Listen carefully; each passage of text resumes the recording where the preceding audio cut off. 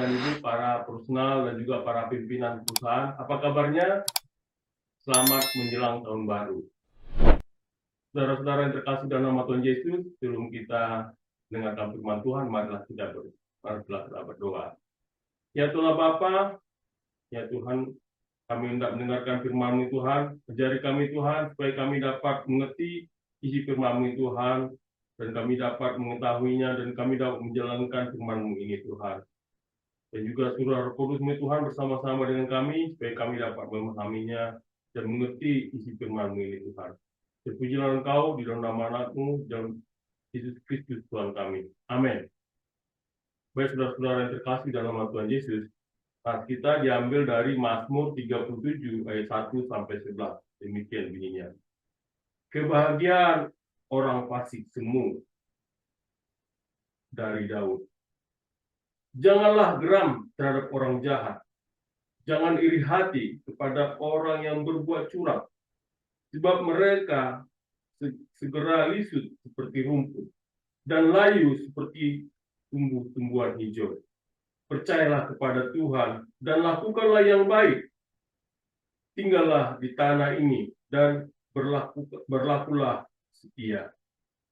Bersukacitalah dalam Tuhan, maka Ia akan memberikan kepadamu hasrat hatimu. Serahkanlah jalanmu kepada Tuhan dan percayalah kepadanya, maka Ia akan bertindak. Ia akan menerbitkan kebenaranmu seperti terang dan hakmu seperti siang. Berdiam dirilah di hadapan Tuhan dan nantikanlah Dia. Jangan geram terhadap orang yang berhasil dalam hidupnya, terhadap orang yang melakukan tipu daya. Berhentilah marah dan tinggalkanlah panas hari itu. Jangan geram, itu hanya membawa kepada kejahatan. Sebab orang yang berbuat jahat akan dilenyapkan, tapi orang yang menanti-nantikan Tuhan akan mewarisi negeri ini. Karena sedikit waktu lagi, maka lenyaplah orang fasik. Jika engkau memperhatikan tempatnya, maka ia sudah tidak ada lagi. Tetapi orang yang rendah hati akan mewarisi negeri ini dan bersuka karena kesejahteraan yang berlimpah-limpah. Demikianlah firman Tuhan, berbahagialah yang mendengarnya dan mendengarnya. Amin. Saudara-saudara yang terkasih dalam Tuhan Yesus, di sini kita mempelajari, saya coba mengambil topik di sini adalah mengenai akhir tahun sebagai tahun 2024, itu adalah tanggal 31 pada malam hari ini, yaitu adalah bagaimana akhir tahun ini dengan berserah, yaitu adalah sebagai kunci sukses keberlanjutan. Nah, di sini Bapak-bapak dan Ibu, sebagai profesional dan juga para pimpinan perusahaan, apakah Bapak-bapak dan Ibu telah melakukan kepemimpinan Bapak dan Ibu sebagai pemimpin, di mana di akhir tahun ini adalah sebagai tahun yang mengakhiri tahun ini sebagai tahun yang berserah, supaya Bapak dan Ibu bisa melakukan keberhasilan pada tahun berikutnya, itu tahun 2025 ini. Nah, kita juga mempelajari di sini sebagai contoh nyata di dalam kehidupan kita sehari-hari seorang pemimpin yang mencerminkan di Mazmur 37 ayat 1 sampai 11 ini adalah seperti kesabaran, kepercayaan pada Tuhan, kerendahan hati, komitmen untuk melakukan yang benar. Nah, di akhir tahun, hal ini juga pemimpin ini juga menginspirasi kita untuk mengevaluasi kehidupan kita, yaitu memperhatikan berserah kepada Tuhan dan berkomitmen pada nilai-nilai kekal yang menghasilkan kesuksesan berkelanjutan. Yaitu kita bisa lihat pemimpinnya adalah, yang kita ambil contoh sini adalah Sundar Pichai, yaitu seorang CEO Google Alphabet. Nah, Sundar Pichai ini berasal dari latar belakang Kristen yang sederhana dan dikenal sebagai pemimpin yang sabar, tenang, dan fokus pada pertumbuhan strategis yang inklusif. Ia juga berusaha menciptakan dampak sosial positif melalui teknologi, mencerminkan kepemimpinan yang rendah hati yang berfokuskan pada atau berorientasi pada masa depan. Tapi Pichai juga mencerminkan nilai untuk tidak iri kepada mereka yang berhasil melalui cara-cara curang. Nah, tapi dia tetap fokus pada etika dan inovasi berbasis nilai. Kalau kita belajar siapa sih Sundar Pichai ini?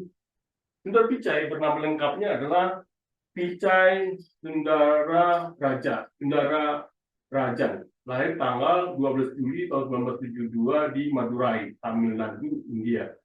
Ia berasal dari keluarga kelas menengah yang sederhana, namun sangat menghargai pendidikan. Ayahnya, Raghunatha Pichai, adalah seorang teknisi listrik di perusahaan Inggris bernama General Electric Company yang mengelola pabrik pembuatan komponen listrik. Ibunya, Laksmi, adalah seorang stenografer sebelum memutuskan untuk menjadi ibu rumah tangga guna membesarkan anak-anaknya. Tapi Pichai dibesarkan di lingkungan Asmagar, Chennai, di buah apartemen kecil 2 kamar yang minim fasilitas. Keluarganya tidak memiliki mobil, komputer, atau bahkan telepon hingga Sundar berusia 12 tahun. Ketika keluarga mereka akhirnya memiliki sebuah telepon rotari, Sundar mulai menunjukkan kemampuan luar biasa dalam mengingat nomor telepon. Sebuah bakat yang kelak menjadi metafora akan ingatannya yang tajam dan ketajaman analitisnya.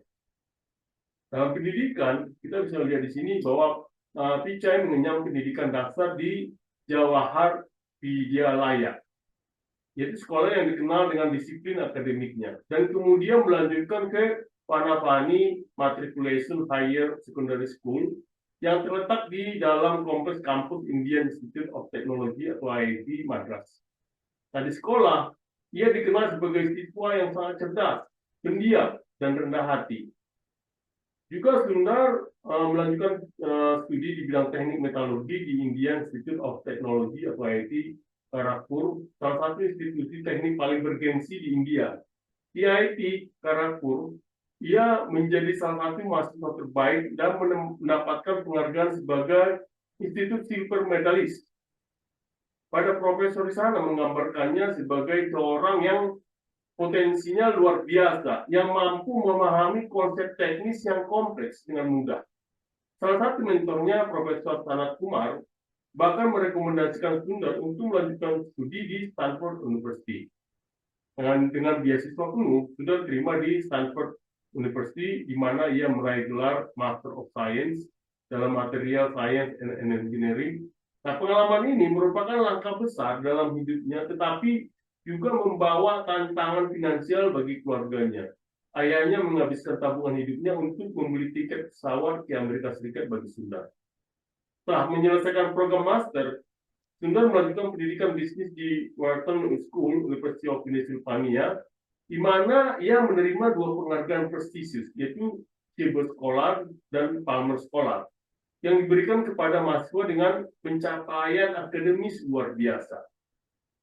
Nah, setelah menyelesaikan studinya, Sundar bekerja di beberapa perusahaan teknologi ternama, seperti di Applied Materials. Nah, Sundar melalui karir profesionalnya di perusahaan yang bergerak di bidang teknologi semikonduktor dan material. Juga di McKinsey & Company, ia kemudian bergabung dengan perusahaan konsultan manajemen global di McKinsey & Company, di mana ia mendapatkan pengalaman strategis dalam mengelola proyek teknologi besar. Nah, pengalaman ini membekali Sundar dengan wawasan mendalam tentang teknologi dan strategi bisnis yang menjadi landasan bagi perjalanannya menuju kesuksesan di Google. Nah, karirnya di Google, Sundar mulai bergabung dengan Google pada tahun 2004 sebagai manajer produk.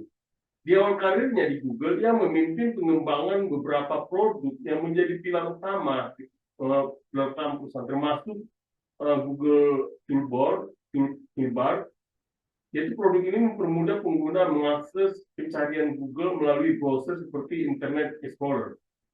Kecerdasan Toolbar membuka jalan bagi pengembangan browser di Google sendiri. Juga mengembangkan di Google Chrome.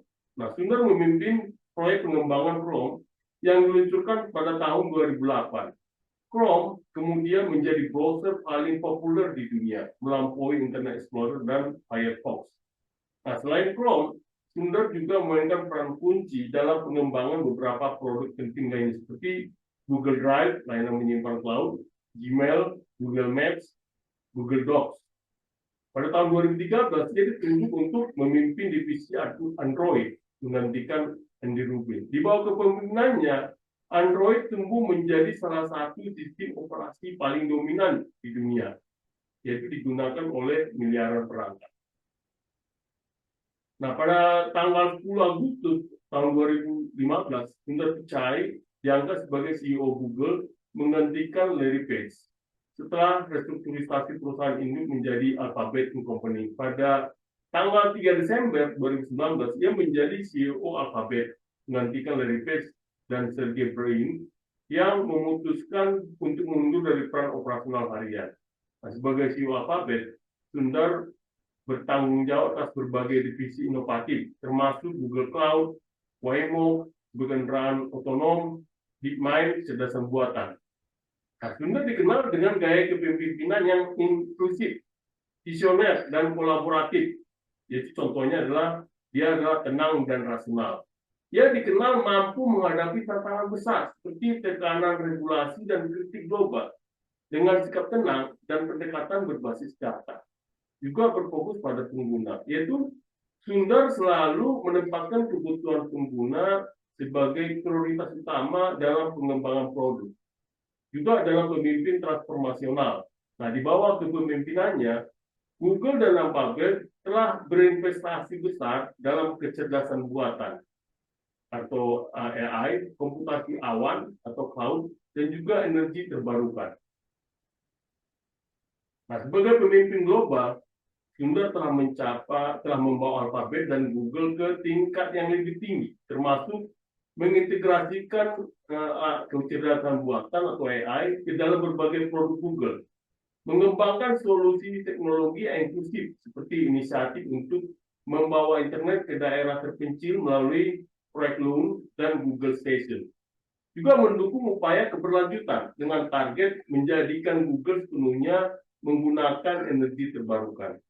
Dan juga Sundar Pichai telah menerima berbagai penghargaan atas kontribusinya dalam dunia teknologi. Itu adalah masuk dalam daftar Time 100 atau Time 100 sebagai salah satu orang paling berpengaruh di dunia.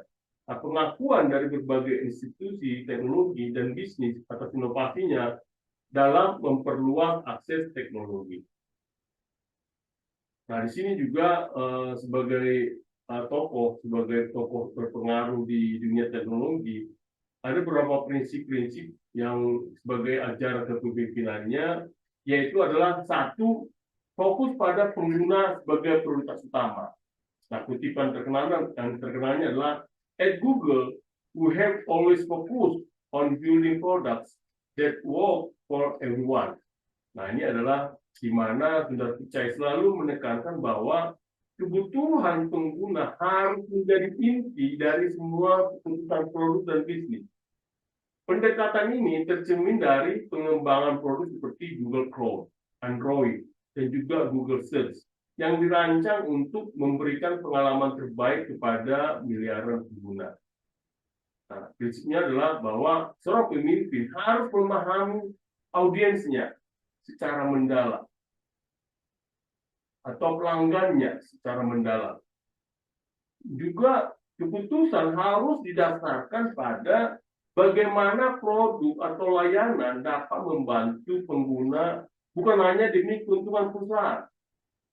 Nah, di bawah kepemimpinannya, Google terus meluncurkan produk yang dapat diakses oleh semua orang, termasuk mereka yang tinggal di daerah terpencil melalui program Google Station, yaitu wifi gratis di stasiun kereta api di India. Yang kedua adalah inklusivitas dalam kepemimpinan. Nah, kita mengambil kutipannya dari yang terkenal, yaitu adalah a diverse mix of voices leads to better decisions, and outcomes for everyone. Nah, Pichai juga percaya bahwa keberagaman dan inklusivitas adalah kunci untuk menghasilkan keputusan yang lebih baik dan inovasi yang lebih relevan. Nah, dalam kepemimpinannya, ia mendorong budaya yang menerima berbagai latar belakang, ide, dan perspektif. Nah, prinsipnya adalah bahwa tim yang beragam menghasilkan solusi yang lebih kaya karena melibatkan berbagai sudut pandang. Nah, seorang pemimpin harus menciptakan lingkungan yang inklusif, di mana setiap anggota merasa dihargai dan didengar. Nah, caranya adalah di mana kita lihat, contohnya Google di bawah Pichai meningkatkan upaya dalam keberagaman tenaga kerja, termasuk memperkerjakan lebih banyak perempuan dan individu dari kelompok yang kurang terwakili di dunia teknologi. Yang ketiga adalah berpikir besar dengan pendekatan sederhana. Seperti kutipannya demikian. Good leaders keep things simple and inspire their teams to achieve big things. Nah, ini selalu Pichai menekankan pentingnya memiliki visi besar sambil menjaga proses tetap sederhana. Dia percaya bahwa kesederhanaan memungkinkan tim untuk lebih fokus pada tujuan yang lebih besar tanpa terganggu oleh kompleksitas yang tidak perlu. Nah, prinsip utamanya adalah menyederhanakan proses membantu tim bekerja lebih efisien. Juga pemimpin harus mampu menyampaikan visi yang besar dengan cara yang mudah dipahami oleh semua orang. Yaitu caranya kita bisa lihat di sini bahwa ketika memimpin proyek Google Chrome, Pichai memastikan bahwa browser tersebut dirancang dengan interface yang sederhana, tetapi sangat fungsional, yang menjadikannya favorit buat pengguna. Yang keempat adalah ketahanan dan ketekunan. Nah, kutipan terkenalnya adalah "It's important to remain patient while pursuing something big and to be resilient in the face of setbacks." Nah, ini Pichai percaya bahwa kesuksesan besar membutuhkan waktu dan kesabaran. Sebagai pemimpin, dia mengajarkan pentingnya menghadapi tantangan dengan ketahanan mental dan tidak menyerah pada rintangan. Nah, prinsipnya adalah bahwa gagal adalah bagian dari proses pembelajaran. Yang penting adalah bagaimana seseorang bangkit kembali. Seorang pemimpin harus menunjukkan ketekunan untuk menginspirasi tim mereka agar tetap termotivasi.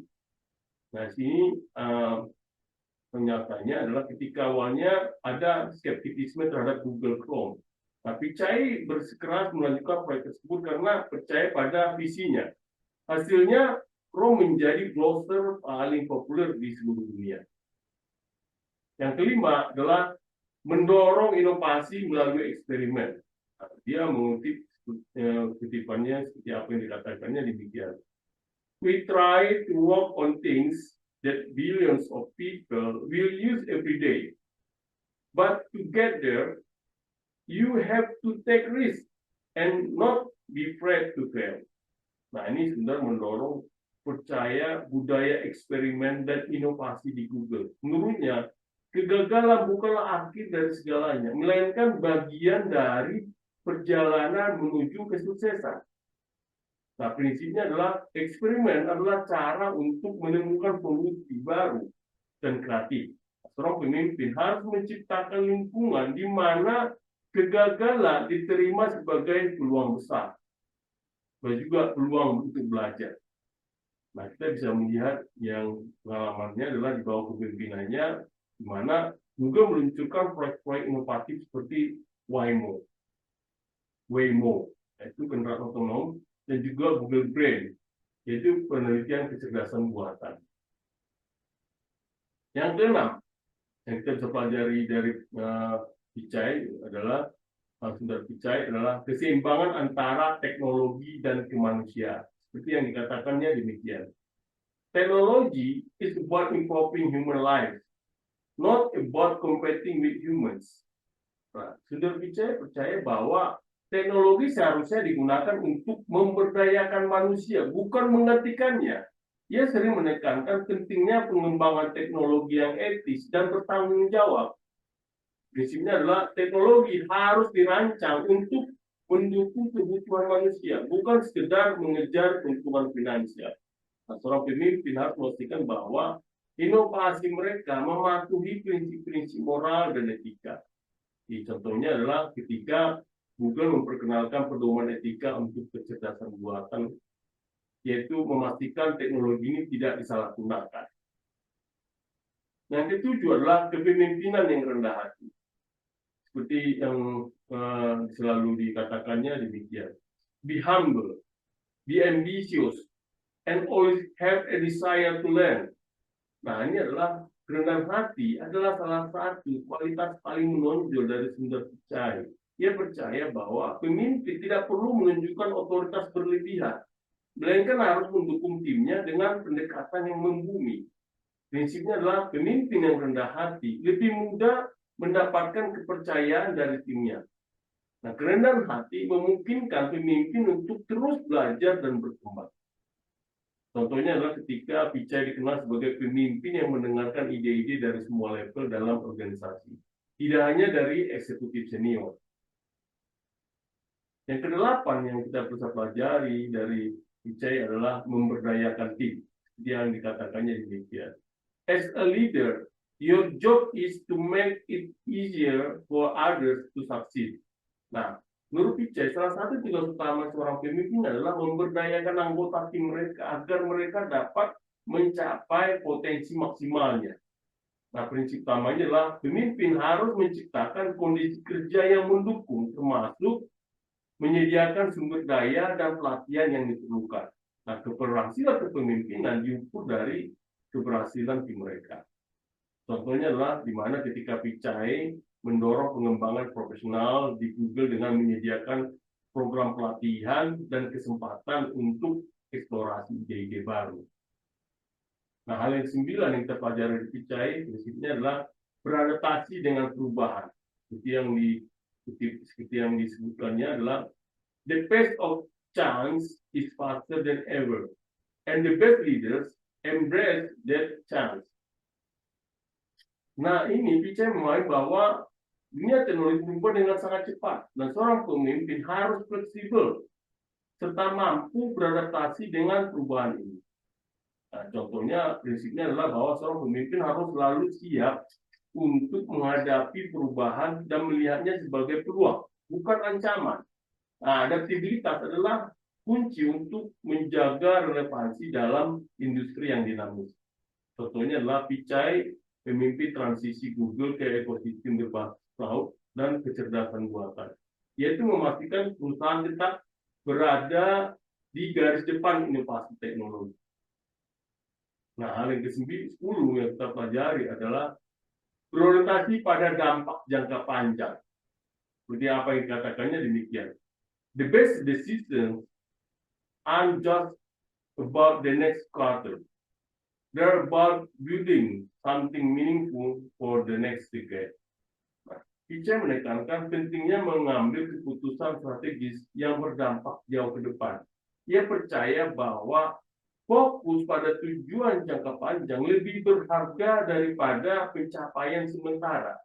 Nah, seorang pemimpin harus mewakili visi yang jelas untuk masa depan. Juga keputusan jangka pendek harus laras dengan tujuan strategis yang lebih besar. Contohnya adalah ketika di bawah kepemimpinannya, Alphabet bereksplorasi dalam proyek-proyek berjangka panjang seperti energi terbarukan dan kesehatan digital. Nah, selain daripada ajaran-ajarannya, memang Sundar Pichai adalah seorang pemimpin global yang terkenal dengan gaya kepemimpinannya yang inklusif, rendah hati, dan berorientasi pada dampak jangka panjang.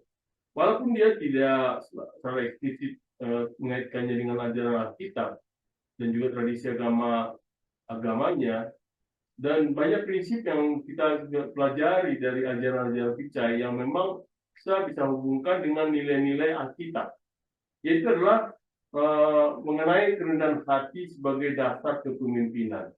Seperti yang dia selalu ngomong adalah be humble, be ambitious, and always have a desire to learn. Nah, ini kita bisa lihat di Filipi 2 ayat 3-4 mengatakan demikian. Janganlah melakukan sesuatu karena kepentingan pribadi atau kesombongan belaka. Sebaliknya, dalam kerendahan hati, anggaplah orang lain lebih utama dari dirimu sendiri. Janganlah hanya memperhatikan kepentinganmu sendiri, tapi juga kepentingan orang lain. juga dikutip di Amsal 22 ayat 4. Ganjaran kerendahan hati dan takut akan Tuhan adalah kekayaan, kehormatan, dan kehidupan. Nah, bahwa kita tahu bahwa kerendahan hati adalah salah satu karakter utama yang ditekankan dalam gaya kepemimpinan Pichai. Ia percaya bahwa seorang pemimpin tidak perlu mendominasi, tapi harus mendukung orang lain dan mendengarkan berbagai sudut pandang. Nah, kita menekankan pentingnya sikap rendah hati dalam membangun hubungan dan melayani orang lain, baik di tingkat pribadi maupun di profesional. Yaitu adalah bahwa di sini mempelajari kepemimpinan Pichai. Pichai sering dianggap sebagai pemimpin yang membumi, yang tidak segan mendengarkan ide dari berbagai lapisan organisasi. Nah, sikap ini memungkinkan dia untuk menciptakan hubungan yang kuat dengan timnya, yaitu meningkatkan kepercayaan dan membangun budaya kerja yang inklusif. Juga kita pelajari mengenai kepemimpinan yang melayani. Seperti yang dikutip dia tadi adalah mengatakan, as a leader, your job is to make it easier for others to succeed. Nah, ini kita relevan di Markus 10 ayat 45 mengatakan demikian. Karena anak manusia juga datang bukan untuk dilayani, melainkan untuk melayani dan untuk memberikan nyawanya menjadi tebusan bagi banyak orang. Juga di Yohanes 13 ayat 14 sampai 15 mengatakan demikian. Jadi jikalau aku, Tuhan dan gurumu membasuh kakimu, maka kamu pun wajib saling membasuh kaki. Sebab aku telah memberikan suatu teladan kepada kamu, supaya kamu juga berbuat sama seperti yang telah kuperbuat kepadamu. Nah, kepemimpinan yang melayani adalah inti dari filosofi Pichai. Ia percaya bahwa tugas utama seorang pemimpin adalah menciptakan kondisi di mana timnya dapat berkembang dan mencapai potensi penuh mereka. Nah, prinsip ini sejalan dengan ajaran Yesus tentang pelayanan sebagai tindakan kepemimpinan yang sejati. Nah, caranya adalah Pichai mendukung timnya dengan memberikan akses kepada sumber daya, pelatihan, dan kebebasan untuk bereksperimen. Dia sering menyatakan bahwa keberhasilan seorang pemimpin bukan diukur dari prestasi pribadi, tetapi dari bagaimana ia dapat memberdayakan orang-orang di sekitarnya. Juga kita pelajari mengenai ketekunan dalam menghadapi tantangan. Seperti yang dikutipnya adalah, it's important to remain patient while pursuing something big and to be resilient in the face of setbacks. Nah, kita bisa juga melihat ini di Yakobus 1 ayat 2 sampai 4 mengatakan demikian. Saudara-saudaraku, anggaplah sebagai suatu sukacita apabila kamu jatuh ke dalam berbagai-bagai pencobaan, sebab kamu tahu bahwa ujian terhadap imanmu menghasilkan ketekunan. Dan biarkanlah tekunan itu memperoleh buah yang matang, supaya kamu menjadi sempurna dan utuh dan tak kekurangan suatu apapun. Juga di Roma 5 ayat 3 sampai 4. Dan bukan hanya itu saja, kita malah berbegah juga dalam kesengsaraan kita, karena kita tahu bahwa kesengsaraan menghasilkan ketekunan, dan ketekunan menghasilkan tahan uji, dan tahan uji menghasilkan pengharapan. Nah, di sini Sundar Pichai sering berbicara tentang pentingnya ketahanan mental dalam menghadapi kegagalan. Ia melihat kegagalan sebagai bagian dari proses menuju kesuksesan. Nah, dalam kitab ini juga menekankan pentingnya bertahan di tengah ujian sebagai langkah menuju kedewasaan rohani dan keberhasilan. Nah, itu adalah contohnya ketika proyek Chrome mencapai skeptisisme di awal peluncurannya, Pichai tak bertahan dengan keyakinannya dan mendorong timnya untuk bekerja lebih keras. Ia mendorong budaya di Google yang menerima kegagalan sebagai peluang untuk belajar. Nah, kita juga belajar tentang menciptakan inklusivitas dan menghormati keberagaman. Nah, seperti apa yang dikutipnya, yang dikatakannya adalah, a diverse mix of voices leads to better discussions, decisions, and outcomes for everyone. Nah, kita bisa lihat juga hal ini relevan dengan di Galatia 3:28. Katakan demikian. Dalam Kristus Yesus tidak ada orang Yahudi dan atau Yunani, tidak ada budak atau orang merdeka, tidak ada laki-laki atau perempuan, sebab kamu semua adalah satu di dalam Kristus Yesus. Juga di 1 Korintus 12 ayat 12 sampai 14. Karena sama seperti tubuh itu satu dan anggota-anggotanya banyak, dan segala anggota itu sekalipun banyak merupakan satu tubuh. Demikian pula Kristus. Nah, di sini Pice percaya bahwa keberagaman adalah kekuatan utama dalam menciptakan inovasi. Ia mendorong budaya yang menghormati berbagai latar belakang dan memastikan semua suara didengar. Nah, hal ini mencerminkan ajaran kita tentang kesatuan dalam keberagaman, di mana setiap individu memiliki peran untuk dimainkan. Nah, di sini kita bisa pelajari juga ketika Pichai berkomitmen untuk meningkatkan keberagaman di Google dengan menciptakan kebijakan perekrutan inklusif. Ia mempromosikan budaya kerja yang menghormati perbedaan dan menghargai kontribusi dari semua individu. Nah, juga kita pelajari di sini mengenai fokus pada tujuan jangka panjang.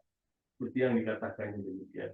The best decisions aren't just about the next quarter. They are about building something meaningful for the next decade. Nah, hal ini relevan di dalam Amsal 16 ayat 3, yaitu mengatakan demikian. Serahkanlah perbuatanmu kepada Tuhan, maka rencanamu akan terlaksana. Juga di Yeremia 29 ayat 11. Sebab aku ini mengetahui rancangan-rancangan apa yang ada padaku mengenai kamu. Demikianlah firman Tuhan, yaitu rancangan damai sejahtera dan bukan rancangan kecelakaan. Itu memberikan kepadamu hari depan yang penuh harapan. Nah, di sini Pichai mendorong pengambilan keputusan strategis yang berorientasi pada dampak jangka panjang. Ia percaya bahwa kepemimpinan yang bijak melibatkan perencanaan yang matang untuk masa depan, bukan hanya mengejar keuntungan sementara. Nah, contohnya ketika di bawah kepemimpinannya, Alphabet berinvestasi dalam teknologi seperti energi terbarukan, kecerdasan buatan, dan kesehatan digital yang bertujuan memberikan dampak besar dalam dekade mendatang. Dia juga memastikan bahwa produk-produk Google tidak hanya relevan untuk saat ini, tapi juga mampu memenuhi kebutuhan generasi masa depan. Saudara-saudara yang terkasih dalam nama Tuhan Yesus, setelah kita tadi pelajari bagaimana Sundar Pichai di dalam kepemimpinannya dan juga dalam kepemimpinannya yang selalu berlandaskan kepada kitab suci Alkitab. Nah, ini kita juga mempelajari bagaimana kita menganalisis secara komprehensif mengenai Mazmur 37 ayat 1 sampai 11 ini. Nah, ini Bapak-bapak dan Ibu, Mazmur 37 ayat 1 sampai 11 ini adalah sebuah mazmur kebijaksanaan atau kita sebut dengan wisdom psalm, yaitu menggambarkan ketegangan antara keberhasilan orang fasik dan kesetiaan orang benar. Nah, hal ini ditulis dalam gaya mengingatkan pada sastra kebijaksanaan seperti Amsal. Nah, mazmur ini menawarkan penghiburan kepada orang benar dengan menegaskan keadilan yang abadi dan juga sifat sementara keberhasilan orang fasik. Nah, ini kita coba melihat secara mendalam. Nah, kita bisa mempelajari bagaimana sih Mazmur ini ditulis. Nah, Mazmur 37 ini kemungkinan ditulis pada masa ketika Israel menghadapi ketidakadilan sosial dan ekonomi di dalam masyarakat. Mungkin diperburuk oleh ancaman dari luar. Tema-tema dalam Mazmur ini mencerminkan masyarakat yang bergumul dengan pertanyaan moral tentang keberhasilan orang fasik yang tampak dan penderitaan orang benar. Nah, sebagaimana dijelaskan oleh Nancy Elder Kleiser Walford dalam bukunya The Shape and Shaping of the Book of Psalms, Mazmur ini selaras dengan tradisi kebijaksanaan yang bertujuan memberikan pedoman moral. Nada didaktiknya menunjukkan bahwa Mazmur ini ditujukan bukan hanya sebagai nyanyian liturgis, tetapi juga sebagai panduan hidup benar. Nah, banyak juga para ilmuwan, termasuk Bruce Gewalt dalam bukunya The Psalms as Christian Layman, Dia berpendapat bahwa Mazmur ini beresonansi dengan pengalaman komunitas pasca pembuangan yang menghadapi tantangan mempertahankan iman di tengah dominasi asing dan pergolakan sosial. Juga penyebutan Daud mungkin bukan mencerminkan penulisnya, tapi keinginan untuk menempatkan Mazmur ini dalam tradisi Daud yang otoritatif, yaitu menghubungkannya dengan tema-tema kepercayaan janji pada Allah. Nah, bagaimana kita bisa melihatnya dari sisi geografis maupun budaya? Nah, referensi ini seperti tanah, misalnya ayat di 11 menekankan pentingnya tanah perjanjian dalam pandangan dunia Israel. Nah, tanah tidak hanya melambangkan wilayah fisik, tapi juga berfungsi sebagai simbol berkat ilahi dan kesetiaan perjanjian. Nah, tema yang dieksplorasi dalam bukunya The Poetry of the Psalms oleh C.A. Voss menunjukkan bahwa betapa mendalamnya konsep warisan tanah ini dalam identitas spiritual Israel.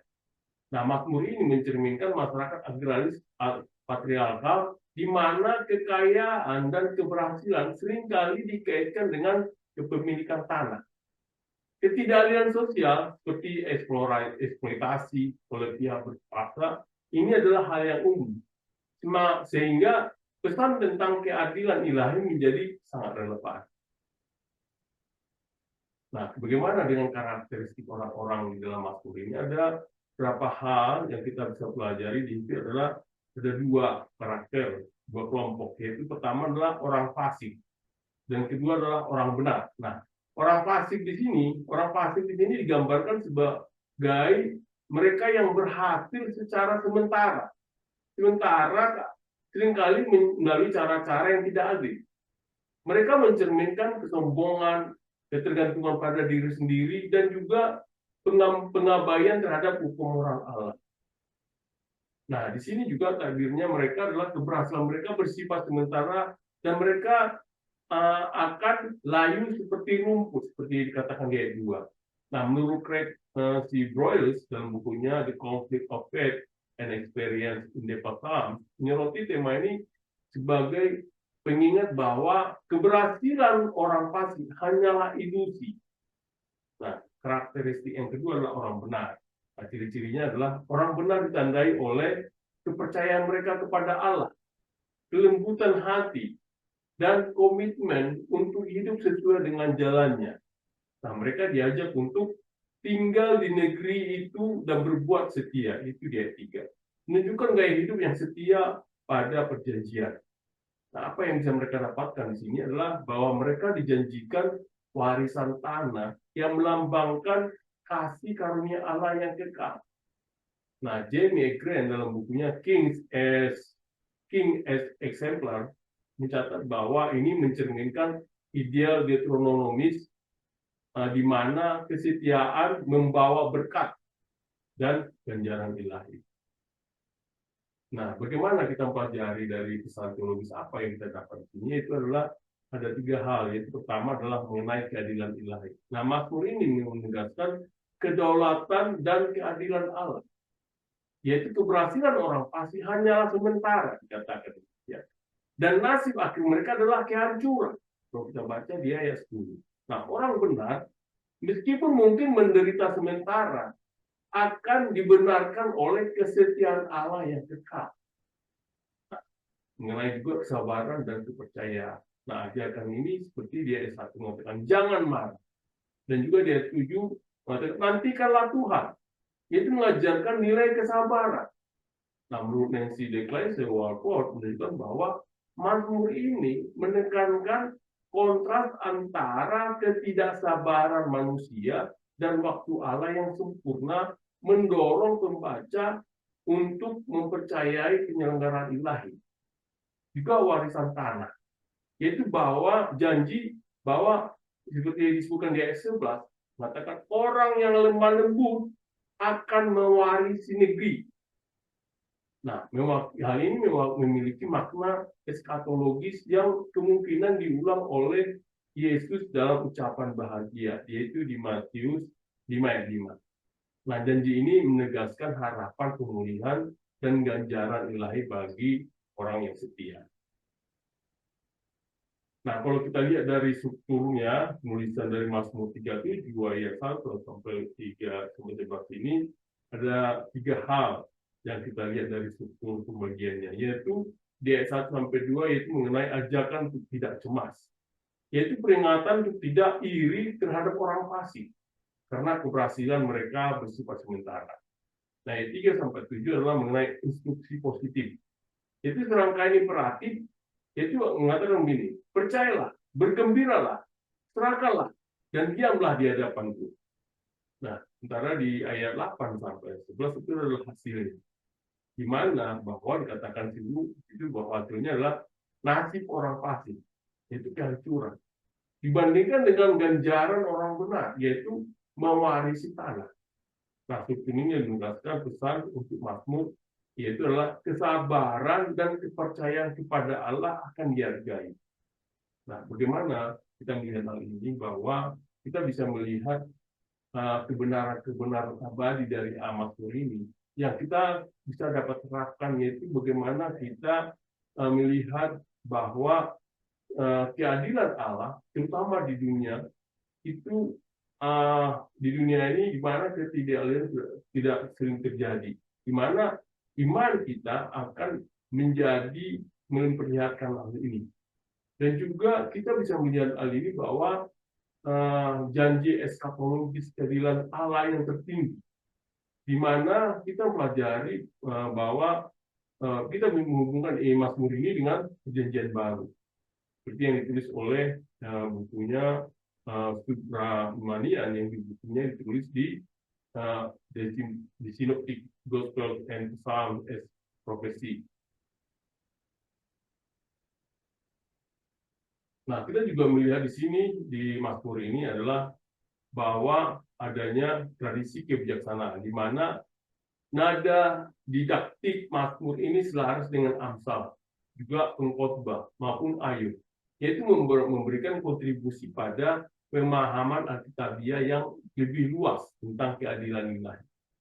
Mengenai contoh janji bahwa orang yang lemah lembut akan mewarisi negeri yang ditulis di ayat 11, menemukan pemenuhannya dalam pengajaran Yesus, yaitu menghubungkan harapan perjanjian lama dan realisasi perjanjian baru, seperti yang ditulis dalam Moise dan Macon, yaitu dalam bukunya The Psalms in the New Testament.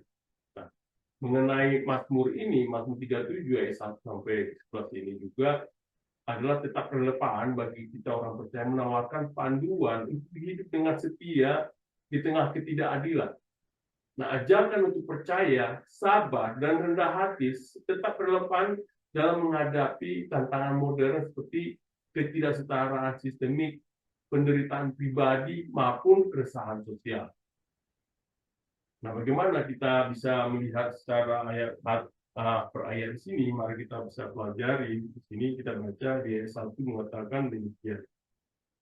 Janganlah geram terhadap orang jahat. Jangan iri hati kepada orang yang berbuat curang.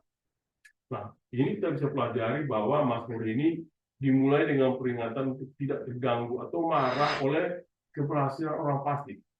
Nah, menurut Ibnu Ezra melihat marah sebagai kemarahan batin atau iri hati yang merusak kepercayaan kepada Allah.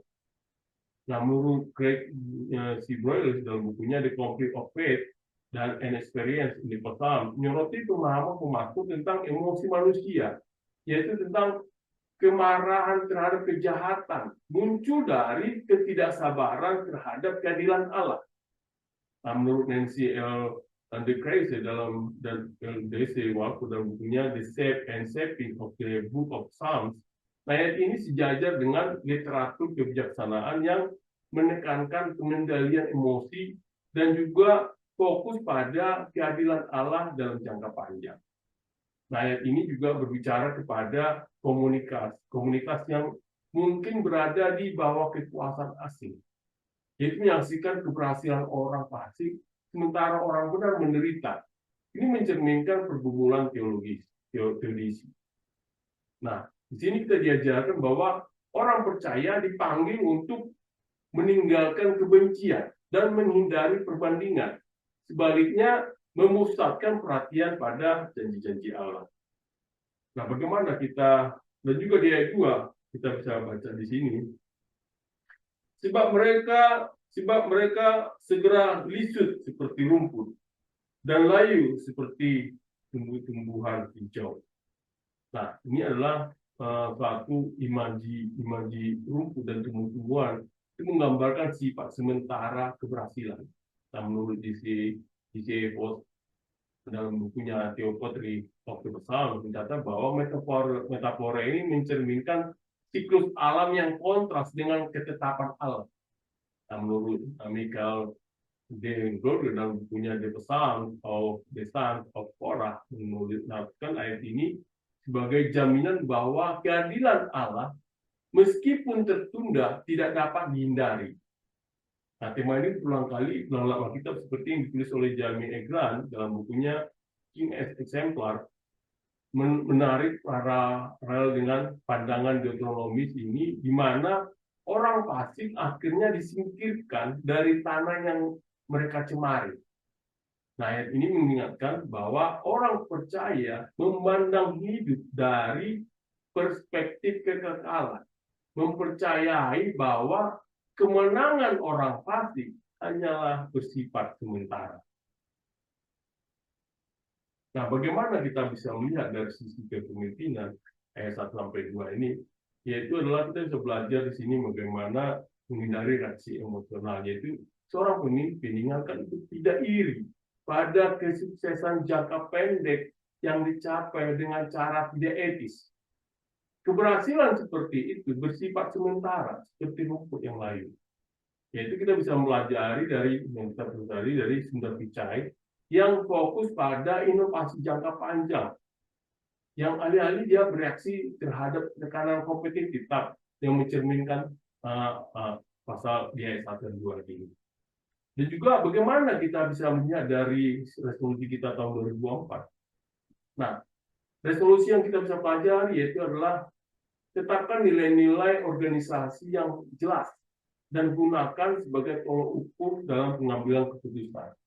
Dan juga mengenai praktik kepemimpinan tangguh, bangun ketahanan dengan strategi yang berfokus pada misi perusahaan. Nah, bagaimana kita bisa solusinya di tahun 2025 ini, yaitu adalah integrasi tolok ukur etika. Itu adalah tambahkan penilaian etika dalam evaluasi kinerja Bapak dan Ibu, di samping metrik keuangan. Juga kembangkan visi jangka panjang, yaitu latih tim Bapak dan Ibu untuk mengevaluasi kesuksesan melampaui keuntungan jangka pendek dengan mengutamakan nilai organisasi. Nah, ayat 3 dikatakan demikian. Percayalah kepada Tuhan dan lakukanlah yang baik. Tinggallah di tanah ini dan berlakulah setia. Nah, ini ayat ini menggabungkan kepercayaan atau iman dan tindakan. Itu lakukanlah yang baik. Yaitu menekankan bahwa iman diekspresikan melalui perilaku etis. Nah, menurut Diodor dari Tarsus, menyoroti hubungan antara penyelenggaraan ilahi dan tanggung jawab manusia. Disebutkan juga diamlah di negeri, yaitu mengacu pada janji Abraham tentang tanah sebagai simbol perjanjian Allah. Nah, menurut Klaus Seibok dalam bukunya Introducing the Psalms mencatat bahwa tanah bersifat literal dan metaforis, yaitu melambangkan kasih karunia Allah dan keamanan spiritual. Nah, kata-kata berlakulah setia, yaitu menciptakan gambaran pastoral yang sejajar dengan motif gembala di Mazmur 23. Nah, menurut Foster dan Howard dalam bukunya My Words Are Lovely menyarankan bahwa kata-katanya atau frasa ini meyakinkan orang benar akan perlindungan Allah. Nah, sebagai orang percaya, Bapak-bapak dan Ibu diajak untuk tetap setia dalam tindakan Bapak dan Ibu, yaitu menemukan keamanan bukan pada keadaan, tetapi pada janji-janji Allah. Nah, di ayat 4 kita baca di sini, bersukalah dalam Tuhan, maka Ia akan memberikan kepadamu hasrat hatimu. Nah, bersukalah. Menurut Ibn Yesra mengatakan bersukalah atau bergembira atau bersukacitalah. Itu sebagai sukacita dalam kehadiran Allah, menyelaraskan kehendak manusia dengan tujuan ilahi. Nah, ini menurut J. Samuel Subrahmanyana dalam bukunya Synoptic Gospel and Psalms and Prophecy, itu mencatat bahwa ayat ini tidak menjanjikan pemenuhan keinginan egois, tapi transformasi, di mana Allah mengarahkan keinginan hati sesuai dengan kehendaknya, yaitu adalah bahwa sukacita sejati berasal dari persekutuan dengan Allah. Nah, ayat ini menyerukan iman relasional, di mana aspirasi terdalam orang percaya selaras dengan tujuan ilahi. Nah, bagaimana kita bisa melihat ayat 3 dan 4 ini dalam kepemimpinan?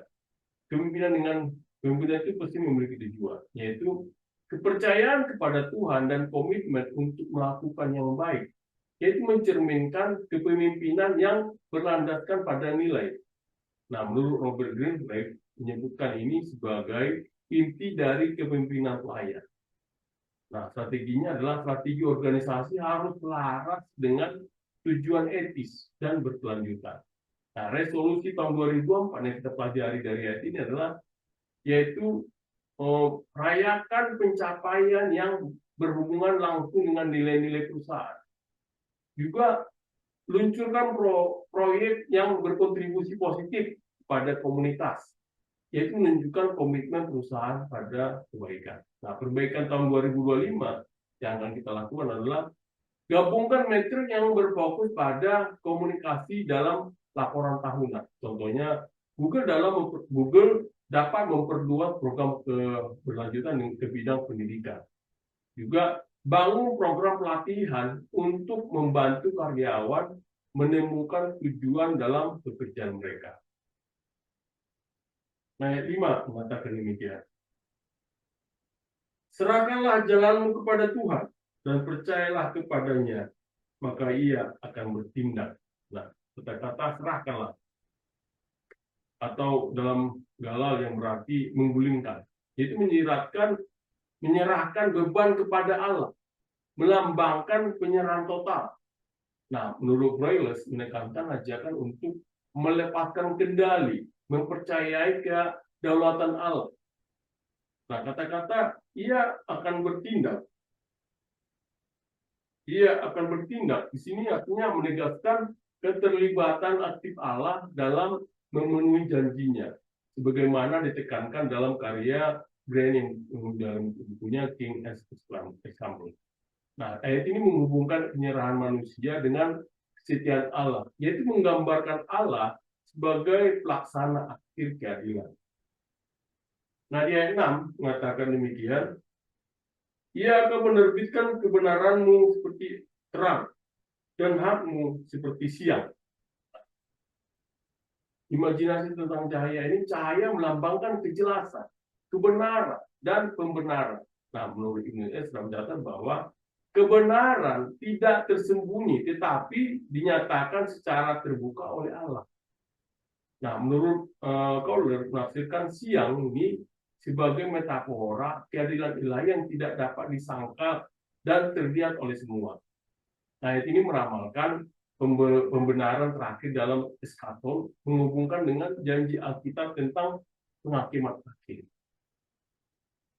Nah, bagaimana kita bisa lihat situasi di dalam kepemimpinan, bahwa pesan apa yang kita dapat di ayat 5 dan 6 ini, bahwa penyerahan kepada Tuhan mencerminkan kepercayaan pada proses yang dalam bisnis dapat diterjemahkan menjadi kepemimpinan transparan yang mengutamakan integritas, dan juga adanya upaya etis yang konsisten yang akhirnya akan mendapatkan pengakuan. Nah, resolusi apa yang kita lihat di menurut ayat ini di tahun 2024 itu adalah tingkatkan visibilitas proses pengembalian keputusan, juga publikasikan laporan keberlanjutan untuk membangun kepercayaan. Juga soroti pencapaian tim untuk menunjukkan komitmen kolektif terhadap misi perusahaan. Nah, bagaimana solusi atau perbaikan tahun 2005 adalah bentuk komite etika untuk menjaga standar perusahaan di tingkat global. Juga selaraskan pemasaran dengan komitmen etis untuk membangun kepercayaan. Nah, dia 7 mengatakan demikian. Berdiam dirilah di hadapan Tuhan dan nantikanlah Dia. Jangan geram terhadap orang yang berhasil dalam hidupnya, terhadap orang yang melakukan tipu daya. Nah, ini adalah Pemasmur mengimbau orang percaya untuk mempercayai waktu Allah. Nah, Nancy D. Clausen Walford menyoroti ajaran kebijakan tentang kesabaran. Nah, keberhasilan orang fasik menjadi ujian kesabaran. Nah, menurut Foster dan Howard menekankan ini sebagai ajaran untuk menolak godaan bertindak berdasarkan iri hati atau kemarahan. Nah, ayat 8 mengatakan demikian. Berhentilah marah dan tinggalkanlah panas hati itu. Jangan geram, itu hanya membawa kepada kejahatan. Nah, ini kita diajarkan bagaimana kemarahan dan panas hati dipresentasikan sebagai jalan menuju dosa. Nah, Breuer mengingatkan bahwa kemarahan yang tidak terkendali mencerminkan kurangnya kepercayaan pada waktu Allah. Nah, literatur kebijaksanaan seringkali memperingatkan terhadap kemarahan yang mengaburkan penilaian dan merusak kebenaran. Nah, bagaimana kita mempelajari dari segi pemimpinan di ayat 7 dan 8 ini bahwa kesabaran itu mencerminkan kecerdasan emosional. Pemimpin besar seperti Sundar Pichai menjaga ketenangan dalam situasi sulit, memastikan pengambilan keputusan sering harus matang. Nah, juga kita diajarkan sini bahwa reaksi emosional seringkali menghasilkan keputusan yang buruk. Nah, apa yang kita pelajari dari resolusi tahun 2004 dari ayat ini adalah terapkan pelatihan bagi tim kepemimpinan untuk mengelola stres dan menghindari keputusan yang impulsif. Juga jadwalkan peninjauan strategis berkala untuk mengevaluasi keputusan secara tenang. Nah, bagaimana perbaikannya di tahun 2005? Itu adalah ciptakan kerangka kerja untuk menangani krisis secara sistematis, yaitu mengurangi kebutuhan reaksi cepat. Dan juga dorong budaya berpikir yang matang, di mana keputusan bijak lebih diutamakan daripada kecepatan. Nah, di ayat 9 kita baca sini, sebab orang yang berbuat jahat akan dilenyapkan, tetapi orang yang menanti-nantikan Tuhan akan mewarisi negeri ini. Nah, ini adalah mengenai penghakiman dan pengharapan. Menurut Subramanian menghubungkan ayat ini dengan penghakiman eskatologis, di mana orang fasik dihukum dan orang benar menerima warisan mereka. Kata-kata mewarisi negeri itu mengacu pada perjanjian Abraham, menegaskan kesetiaan Allah pada umatnya. Nah, di ayat 10 mengatakan, karena sedikit waktu lagi, maka lenyaplah orang fasik. Jika engkau memperhatikan tempatnya, maka ia sudah tidak ada lagi. Nah, ini adalah Golder menekankan kontras antara sifat kekal janji Allah dan keberhasilan sementara orang fasik. Nah, ia menghubungkan ayat ini dengan intervensi ilahi terakhir, di mana kehadiran orang fasik akan dihapuskan. Nah, bagaimana kita bisa mempelajari ini dari sisi pemimpinan ini bahwa kepemimpinan etis bertahan lebih lama dibandingkan praktik-praktik tidak etis. Organisasi yang berakar pada kepercayaan akan bertahan. Nah, pengharapan pada Tuhan memastikan bahwa upaya yang benar akan menghasilkan ganjaran abadi. Apa yang kita pelajari ini, ini resolusi tahun 2004, itu adalah fokus pada proyek jangka panjang yang mungkin tidak menghasilkan hasil langsung, tetapi selaras dengan nilai organisasi. Nah, juga lakukan audit untuk memastikan transparansi dan kepatuhan etika. Nah, apa yang kita bisa pelajari dan kita perbaiki tahun 2005 ini adalah bangun aliansi dengan organisasi yang memiliki nilai serupa untuk memperbesar dampak. Juga bentuk program mentorship untuk menanamkan prinsip etika juga pada pemimpin masa depan. Nah, di ayat 11 mengatakan demikian. Tetapi orang yang rendah hati akan mewarisi negeri ini dan bersuka karena kesejahteraan yang berlimpah-limpah. Nah, Guru Subramanian menarik paralel dengan ucapan bahagia Yesus di Matius 5 ayat 5, menunjukkan kesinambungan antara perjanjian lama dan pemenuhannya di perjanjian baru. Nah, menurut Paulus menafsirkan kesejahteraan atau shalom sebagai mencakup kesejahteraan spiritual, fisik, dan juga komunitas, yaitu mencerminkan kehidupan dalam kehendak Allah. Nah, bagaimana kita pelajari segi pimpinan dari 11 ini, bahwa kelemah lembutan mencerminkan kekuatan yang terkendali, yaitu mencerminkan kerendahan hati dan pemberdayaan. Juga pemimpin yang memprioritaskan tim mereka menciptakan budaya inovasi dan kepercayaan. Nah, resolusi apa yang kita bisa lihat di tahun 2024 ini itu adalah libatkan tim dalam pengambilan keputusan dan rayakan kontribusi yang beragam. Juga jadikan kerendahan hati sebagai nilai inti dalam pelatihan kepemimpinan. Nah, perbaikan yang lakukan atau solusi yang Bapak lakukan di tahun 2025 adalah terapkan prinsip-prinsip kepemimpinan pelayan dalam seluruh praktek organisasi. Ciptakan program penghargaan yang menyoroti pencapaian tim individu. Lalu prinsip-prinsip utama apa yang Bapak dapat lakukan untuk tahun 2024 dan 2025 ini? Ada 5 hal yang kita pelajari, yaitu adalah ketahanan melalui iman, yaitu bangun ketahanan organisasi dengan memadukan kepercayaan, kesabaran, dan visi jangka panjang dalam budaya perusahaan. Yang kedua, dasar etis, yaitu pertahankan standar etika, memastikan setiap keputusan selaras dengan nilai dan dampak jangka panjang.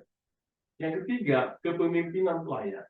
Pimpin dengan kerendahan hati, memberdayakan tim untuk mencapai tujuan bersama.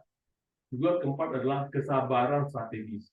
Jadikan kesabaran sebagai kebajikan kepemimpinan, menolak tekanan untuk mengambil keputusan impulsif.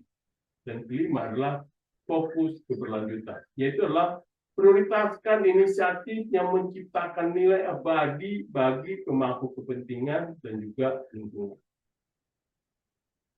Saudara-saudara yang terkasih dalam Tuhan Yesus, setelah kita tadi mempelajari dari Picai bagaimana latar belakang hidupnya yang kita bisa dapat terapkan dalam kehidupan kita, juga kepemimpinannya, prinsip kepemimpinannya, juga dasar-dasar Alkitab yang dilakukan untuk mendapatkan kepemimpinannya. Dan juga kita pelajari tadi bagaimana kita ayat per ayat kita pelajari. Nah, kita lihat bahwa di Mazmur 37 ayat 1 sampai 11 ini adalah peta jalan yang abadi untuk pemimpin seperti sudah Picai, yaitu menggabungkan prinsip spiritual dengan strategi praktis untuk resolusi tahun 2024 dan peningkatan menuju tahun 2025. Nah, kepercayaan, tindakan etis, kerendahan hati, dan kesabaran muncul sebagai pilar utama kepemimpinan transformatif, yaitu membimbing organisasi menuju kesuksesan yang berkelanjutan dan berdampak. Stay profesional. Amin. Mari berdoa. Ya Tuhan Bapa, kami telah mendengarkan firman-Mu Tuhan. Dari kami Tuhan, supaya kami dapat juga memahami firman-Mu ini, supaya menjadi juga inspirasi pemimpin Saudara Picai yang sebagai inspirasi buat kami Tuhan, supaya kami juga bisa melakukannya dalam kehidupan kami sehari-hari. Dipuji Engkau Tuhan, kami berdoa di dalam nama Anakmu, Kristus Yesus Tuhan kami. Amin.